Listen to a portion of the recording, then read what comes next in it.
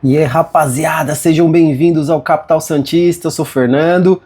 Para todos os peixões aí, todos que torcem pro peixe, sejam bem acolhidos pelo canal, aqueles que não os conhecem, sejam bem-vindos. A gente sempre pede, se você achar interessante, gostar dos conteúdos do peixe, notificações, se inscreva no canal, ativa o sininho aí para receber os próximos vídeos, deixa o like se gostar do conteúdo no final e também compartilhe aí com todos os santistas que não conhecem o Capital Santista. Vamos unir essa massa aí de santistas da capital, Grande São Paulo, interior e todo o Brasil aí, porque nem sempre a gente pode estar em Santos, né?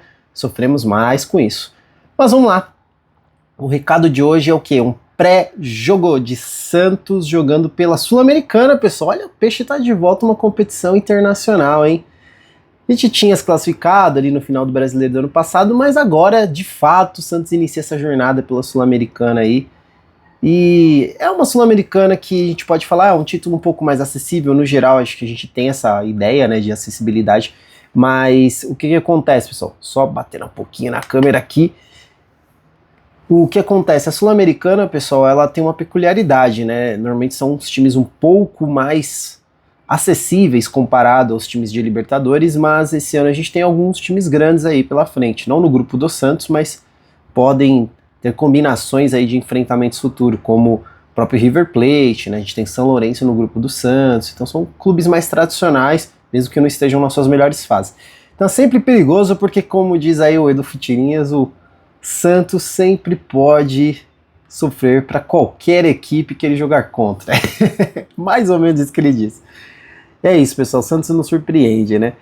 Esse jogo é na altitude também, a gente vai trazer alguns dados para vocês e isso preocupa um pouquinho, né? A gente tem alguns desfalques importantes e vamos ver como o Santos pode se sair nessa fase de grupos, né? Se começar bem, com um time um pouco mais acessível, pelo que eu pesquisei aí, vi de vídeos de quem apurou sobre o Deportivo Cuenca.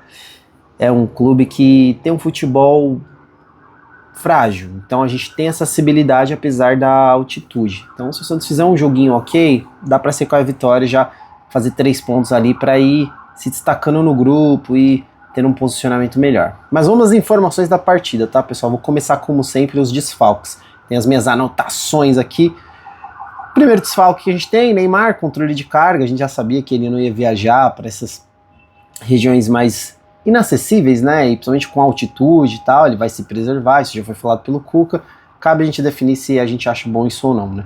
Segundo ponto é, Gabigol, ele tá fazendo aquele tratamento ainda conservador, né, que é com infiltrações e tal, e ele jogou a última partida que eu não entendi porque jogou, se tá em tratamento, mas também não vai nessa, então acho que entra na mesma linha do Neymar de um possível poupar, apesar que eu acho que ele viajaria se ele tivesse 100%, só uma opinião minha, né. Tem o Miguelito, tá, pessoal, que ele se lesionou na seleção, né, retornou aí com uma lesão muscular em ambas coxas, então ele também tá fora. É uma lista grande, tá?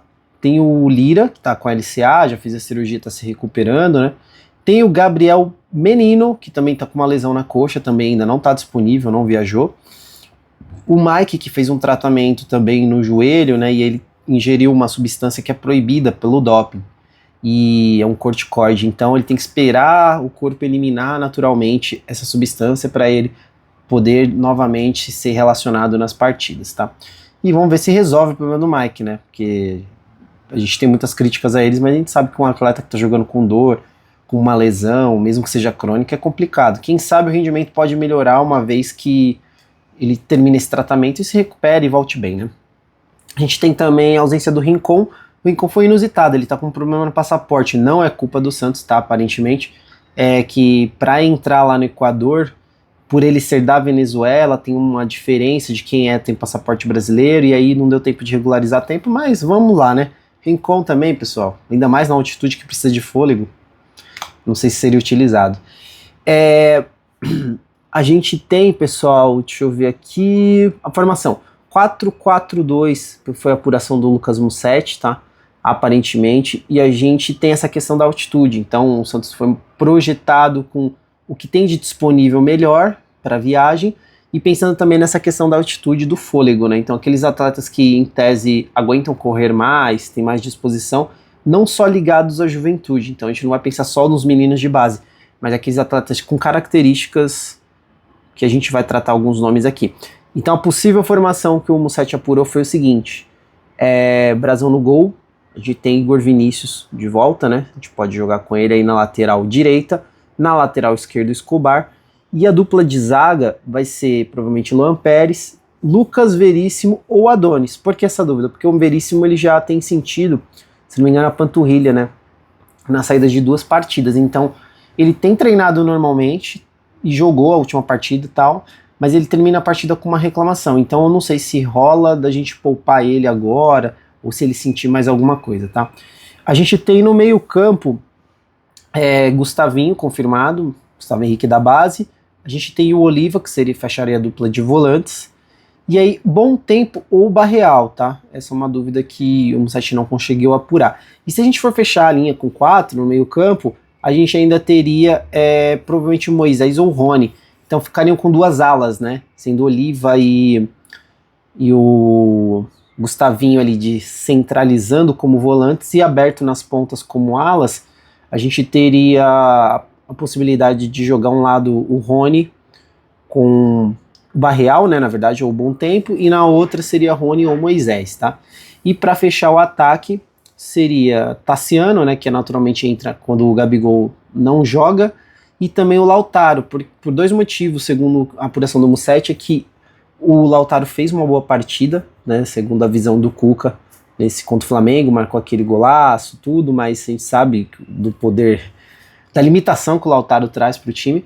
Mas também eu tenho outra questão, que o Lautaro, ele tá acostumado, ele conhece um pouquinho o Equador. Eu não sei se isso interfere muito, tá, pessoal, sendo bem sincero, porque ele não joga lá há muito tempo, então eu não sei se o corpo dele tá adaptado para altitude, né?